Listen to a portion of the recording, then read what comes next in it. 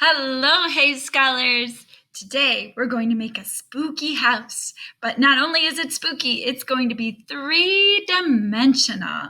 So you can see a little picture of it here in the art room. That's our project today. Now, if you're not into making it spooky, you can just make it fun or silly. It doesn't have to be spooky. But here's a bigger picture of it so you can see what it looks like. And there's two art things I wanted you to learn about today. The first one is that because it is 3D, that means it pops out. You can see over here, there's a square, and a square is two-dimensional, and then there's a cube, and a cube is three-dimensional, because the difference is, with a square, we can measure how tall it is, that's its height, and we can measure how long it is, that's its length.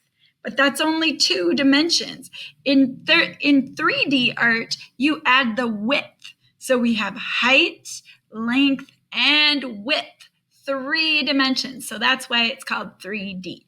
And for us, in this project, that would be the way the house comes out here and then goes down from the paper.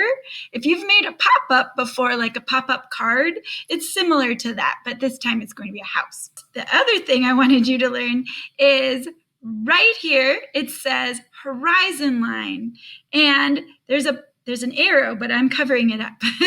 But right along here where the hills are, where the sky and the ground meet, that's the horizon line. And do you notice how the road, when it reaches the horizon line, gets really tiny? And then as it comes towards us, it gets bigger, bigger, bigger, bigger, bigger. That's how we're going to draw our sidewalk coming from the house. So it's going to be smaller right by the door. And then at the bottom of the picture where it gets close to us, then it's going to widen out and get bigger. So we're going to show the element of space. So today we're working with form and space, two of the most important elements of art. So watch the rest of the video to learn how to do it and have a lot of fun. See you later. For this project, you will want to get out crayons, paper, and scissors. You're going to start by folding your paper in half. Then it's very important that you cut on the folded side of the paper, not the open side. You're just going to cut 2 slits out. You can see them there.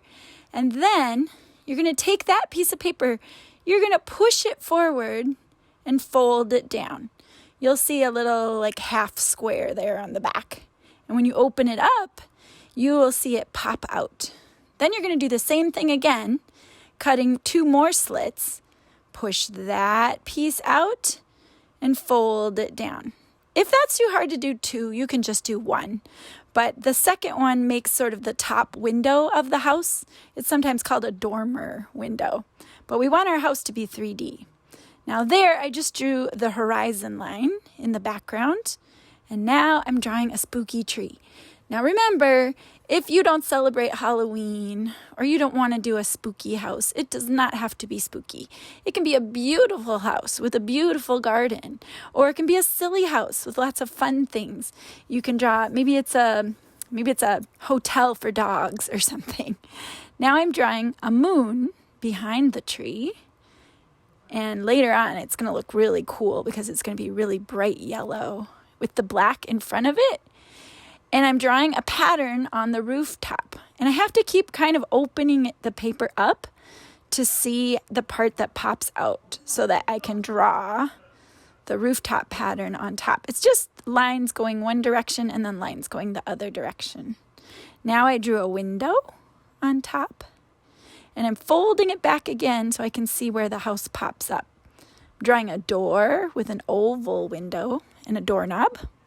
And then I drew the sidewalk. And did you see how the sidewalk came out towards us? So remember, it's smaller where the door starts at the house. And then as it comes towards the viewer, the person who's looking at it, it gets wider. So you're going to draw 2 diagonal lines coming out from the door. Now, back on the horizon line, I'm drawing some pumpkins. And again, your pumpkins don't have to have faces. They could just be pumpkins. It could be harvest time. Now I'm drawing a little bat. My house is really not too spooky. I don't like super spooky things. I've got a little spider web in the window with a spider coming down. And see how it pops up? I'm showing you how it's 3-dimensional. So it's three-dimensional, and it also shows 3D space, the way the sidewalk is coming forward. Now, what I did is I took a smaller piece of white paper, and I'm drawing a character on it. Mine is a ghost. It says, boo! But you could draw a cat, you could draw a person, you could draw a plant, you could draw a pumpkin, a cat, whatever you want to put in your yard, maybe a dog. And then I'm cutting it out, but when you're cutting it out, be very careful not to cut the bottom part off, because you're going to fold that up and put some glue on it, and then you can make it stand up in the yard of your house. So now the ghost is 3D too, because he pops up. Now it's time to color. So I'm coloring. I love coloring. It's so much fun. And I'm going to make the sky really beautiful when I get to that part.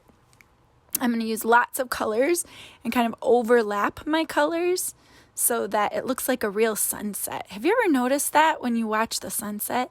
There's a lot of pretty colors in the sky. So I'm starting with the house. I'm coloring it red, kind of a brick red, a little darker red. And make sure you get the top part of the house too. There's a window up on top. So I'm coloring around the windows.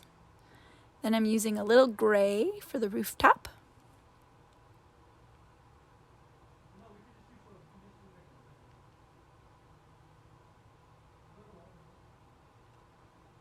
It's really a fun project, I think, and you can make it fit whatever you want to make it into. It can be spooky, it can be fun, it can be beautiful.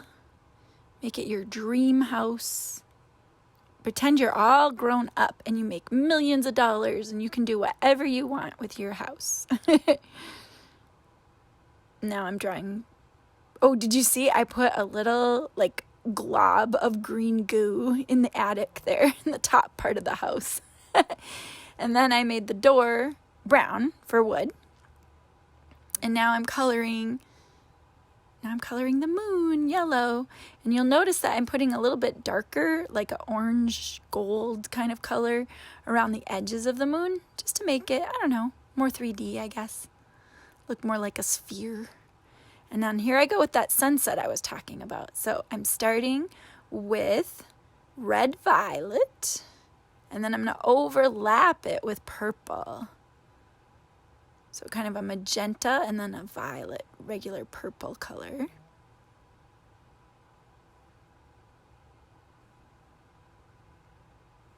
And then next I found kind of a bluish purple, blue violet, I guess you could call it. So I went from red violet to regular violet, which is just purple, to blue violet. They're all kind of overlapping each other. Now I'm just kind of doing a dark green for the ground because it's kind of dusk. Do you know that expression? Dusk is sort of when the sun is going down. So everything's a little bit darker. But you could make your sky bright blue. It could be winter time. Maybe there's snow on the ground. You could have a snowman standing up in the front instead of a ghost. That would be cool. You could draw leaves all over the ground like they fell off the tree. And then remember to sign your name and put the year too. There, you can see it standing up.